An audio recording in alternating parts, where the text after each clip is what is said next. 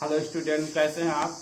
इस वीडियो में हम आपको गॉस के प्रमेय की सहायता से अनंत लंबाई के एक समान आवेशित सीधे तार के निकट वैद्युत क्षेत्र की तीव्रता का सूत्र ज्ञात करेंगे। आइए शुरू करते हैं। एक अनंत लंबाई का सीधा तार खींच लेते हैं और इस तार को एक समान रूप से आवेशित करते हैं, जो कि धन आवेश से आवेशित है, और इससे यानी इस तार से स्मॉल r दूरी पर स्थित किसी बिंदु P पर स्मॉल r दूरी पर स्थित किसी बिंदु P पर वैद्युत क्षेत्र की तीव्रता हमें ज्ञात करनी है। इसके लिए करते क्या है, बिंदु P से गुजरने वाला तार की लंबाई के समक्ष स्मॉल l लंबाई का एक गॉसियन बेलनाकार पृष्ठ खींच लेते हैं। ये हमने खींचा, गॉसियन बेलनाकार पृष्ठ खींच लिया। इस गॉसियन बेलनाकार पृष्ठ के प्रत्येक बिंदु पर वैद्युत क्षेत्र की तीव्रता कैपिटल E बराबर होगी तथा त्रिज्यता बाहर की ओर होगी। इसके पृष्ठ पर एक क्षेत्रफल अवयव dA लेते हैं तथा इस dA का क्षेत्रफल सदिश d वेक्टर A, इस पर डाला गया लंब बाहर की ओर होगा, d वेक्टर A तथा वैद्युत क्षेत्र की तीव्रता वेक्टर E एक ही दिशा में होंगे, दोनों बाहर की ओर होंगे, इसलिए दोनों के बीच का कोण 0 होगा। तो क्षेत्रफल अवयव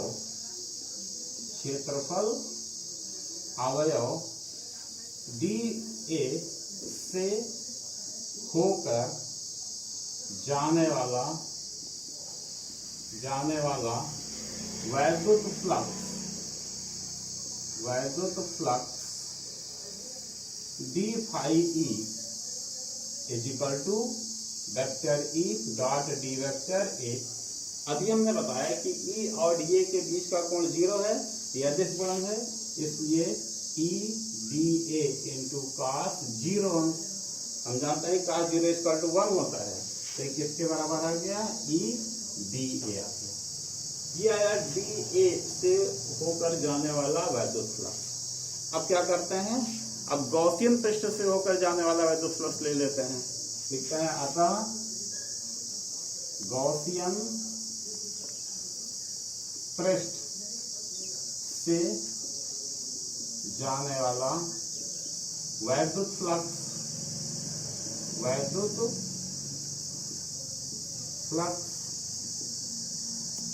phi E is equal to surface integral A vector E dot d vector A। अभी हमने दिखाया था कि vector E dot d vector A is equal to E dA, तो यहाँ लिख सकते हैं equal to integration of A अर्थात surface integral A E dA। अब गॉसियन पृष्ठ के लिए E नियत है, इसलिए E को बाहर ले लेते हैं, सरफेस इंटीग्रल A dA हो गया।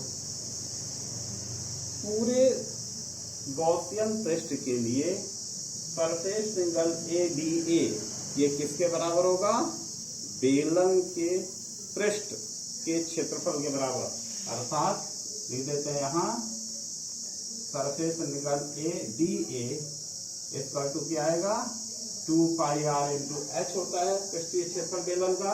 h के स्थान पर क्या था, स्मॉल l लंबाई का गॉसियन पृष्ठ लिया गया था, तो 2 पाई r इंटू l हो गया। इस प्रकार हम यहाँ रख सकते हैं, तो phi E is equal to capital E, इसके जगह क्या आ गया, 2 पाई r इंटू l। समतलीय पृष्ठ जो आया, इस समतलीय पृष्ठ पर या इससे होकर जाने वाला जो वैद्युत फ्लक्स है वो शून्य होगा। कैसे शून्य होगा ये देखते हैं।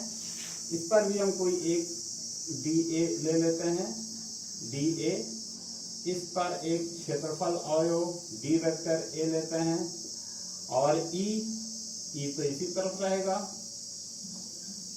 ये dA था।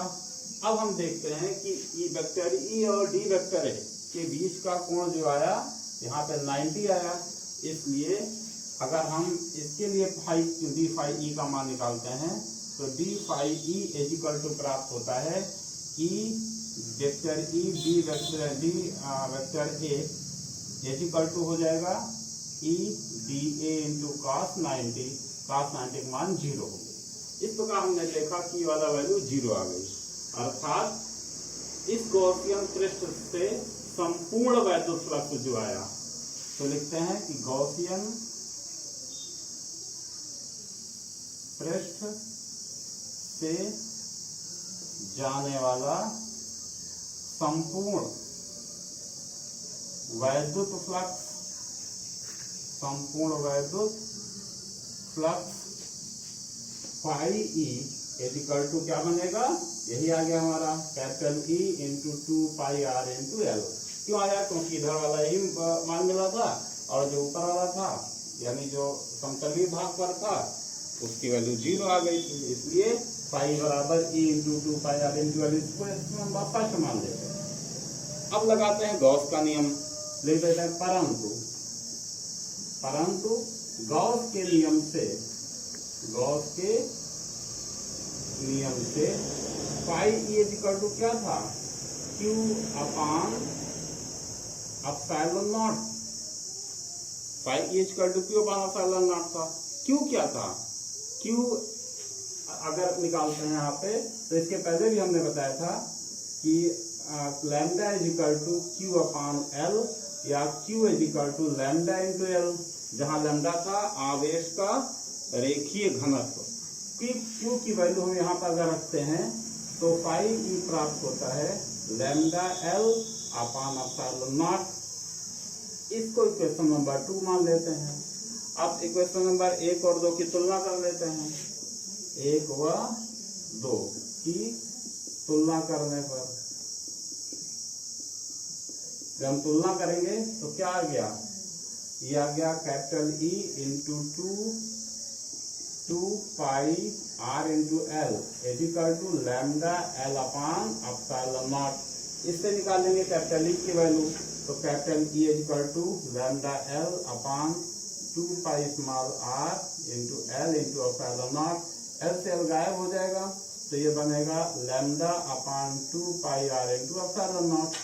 हम इसके नॉमिनेटर और डिनोमिनेटर अर्थात अंश और हर में 2 से मल्टीप्लाई कर दें, तो 2 से मल्टीप्लाई करने पर क्या बनेगा, E equal to 1/4 pi epsilon naught into 2 lambda upon small R. ये आया वैद्युत क्षेत्र की तीव्रता। अगर इस वैद्युत क्षेत्र की तीव्रता को हमें वेक्टर के रूप में लिखना है तो vector E equal to 1/4 pi epsilon naught into 2 lambda upon small R into unit vector R cap. ये आया सदिश रूप में।